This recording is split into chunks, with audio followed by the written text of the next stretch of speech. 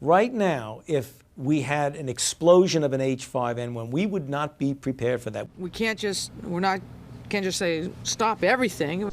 Even today, there is little value in opposing the threat of a closed society by imitating its arbitrary restrictions. Even today, there is little value in ensuring the survival of our nation if our traditions do not survive with it. And there is very grave danger that an announced need for increased security will be seized upon by those anxious to expand its meaning to the very limits of official censorship and concealment. That I do not intend to permit to the extent that it's in my control. And no official of my administration, whether his rank is high or low, civilian or military, should interpret my words here tonight as an excuse to censor the news, to stifle dissent, to cover up our mistakes, or to withhold from the press and the public the facts they deserve to know. But I do ask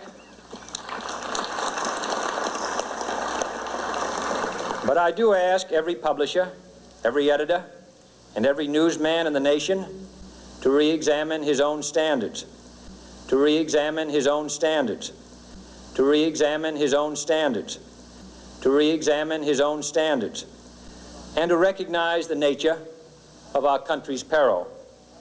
In time of war, the government and the press have customarily joined in an effort based largely on self-discipline to prevent unauthorized disclosures to the enemy.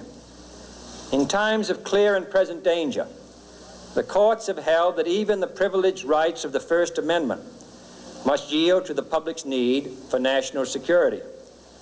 Today, no war has been declared, and however fierce the struggle may be, it may never be declared in the traditional fashion. Our way of life is under attack. Those who make themselves our enemy are advancing around the globe. The survival of our friends is in danger, and yet no war has been declared. No borders have been crossed by marching troops. No missiles have been fired. If the press is awaiting a declaration of war before it imposes the self-discipline of combat conditions, then I can only say that no war ever posed a greater threat to our security. If you are awaiting a finding of clear and present danger, then I can only say that the danger has never been more clear, and its presence has never been more imminent. It requires a change in outlook, a change in tactics, a change in missions by the government, by the people, by every businessman or labor leader, and by every newspaper. For we are opposed around the world by a monolithic and ruthless conspiracy that relies primarily on covert means for expanding its sphere of influence, on infiltration instead of invasion, on subversion instead of elections, on intimidation instead of free choice, on guerrillas by night instead of armies by day. It is a system which has conscripted vast human and material resources into the building of a tightly knit, highly efficient machine that combines military, diplomatic, intelligence, economic, scientific, and political operations. Its preparations are concealed, not published. Its mistakes are buried, not headlined. Its dissenters are silenced, not praised. No expenditure is questioned, no rumor is printed, no secret is revealed. It conducts the Cold War, in short, with a wartime discipline no democracy would ever hope or wish to match. Nevertheless, every democracy recognizes the necessary restraints of national security. And the question remains whether those restraints need to be more strictly observed if we are to oppose this kind of attack as well as outright invasion. For the facts of the matter are that this nation's foes have openly boasted of acquiring through our newspapers information they would otherwise hire agents to acquire through theft, bribery, or espionage.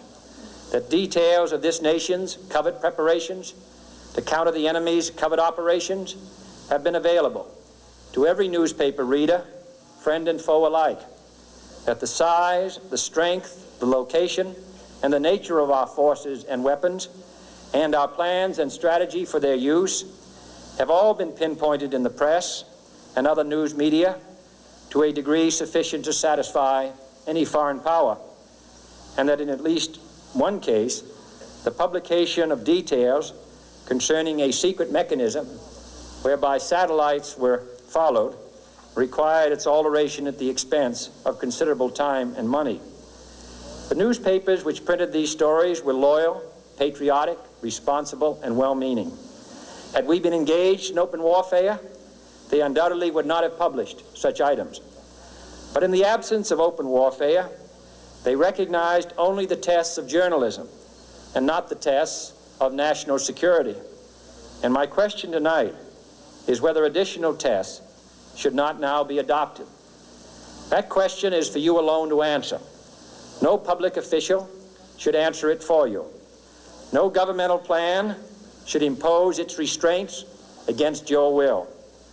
But I would be failing in my duty to the nation in considering all of the responsibilities that we now bear and all of the means at hand to meet those responsibilities if I did not commend this problem to your attention and urge its thoughtful consideration.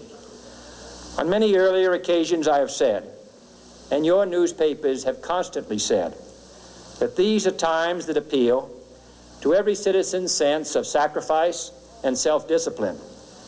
They call out to every citizen to weigh his rights and comforts against his obligations to the common good. I cannot now believe that those citizens who serve in the newspaper business consider themselves exempt from that appeal. I have no intention of establishing a new Office of War Information to govern the flow of news. I am not suggesting any new forms of censorship or new types of security classifications. I have no easy answer to the dilemma that I have posed and would not seek to impose it if I had one. But I am asking the members of the newspaper profession and the industry in this country to re-examine their own responsibilities, to consider the degree and the nature of the present danger, and to heed the duty of self-restraint, which that danger imposes upon us all. Every newspaper now asks itself, with respect to every story, is it news? All I suggest is that you add the question, is it in the interest of national security? And I hope that every group in America, unions and businessmen and public officials at every level, will ask the same question of their endeavors and subject their actions to this same exacting test. And should the press of America consider and recommend the voluntary assumption of specific new steps or machinery, I can assure you that we will cooperate wholeheartedly with those recommendations. Perhaps there will be no recommendations. Perhaps there is no answer to the dilemma faced by a free and open society in a cold and secret war. In times of peace, any discussion of this subject and any action that results are both painful and without precedent. But this is a time of peace and peril which knows no precedent in history. It is the unprecedented nature of this challenge that also gives rise to your second obligation, an obligation which I share, and that is our obligation to inform and alert the American people, to make certain that they possess all the facts that they need and understand them as well, the perils, the prospects, the purposes of our program, and the choices that we face.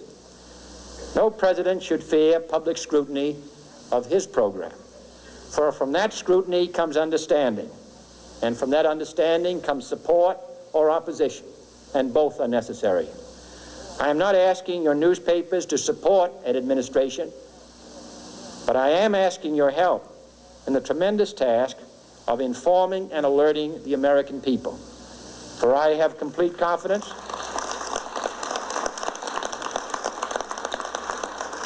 in the response and dedication of our citizens whenever they are fully informed.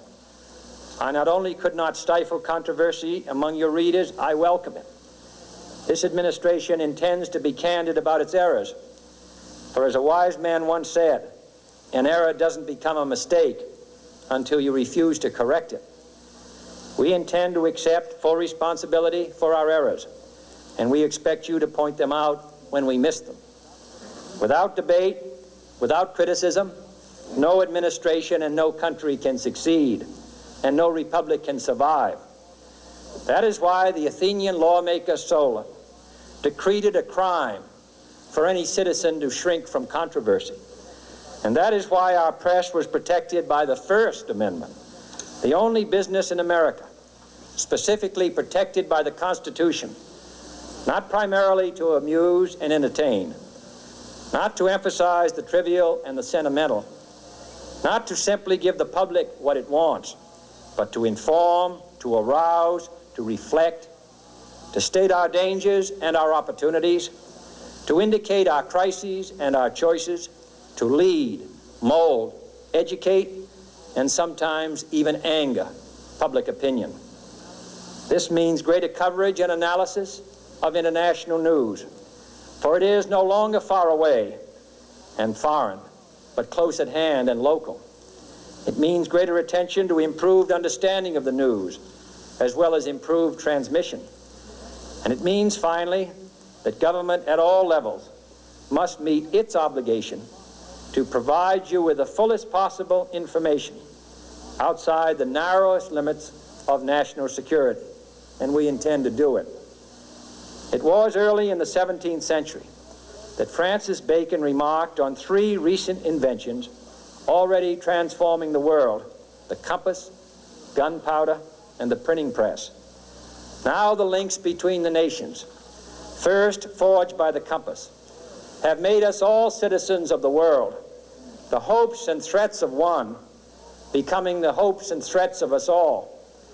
In that one world's effort to live together, the evolution of gunpowder to its ultimate limit has warned mankind of the terrible consequences of failure. And so it is to the printing press, to the recorder of man's deeds, the keeper of his conscience, the courier of his news, that we look for strength and assistance, confident that with your help, man will be what he was born to be, free and independent.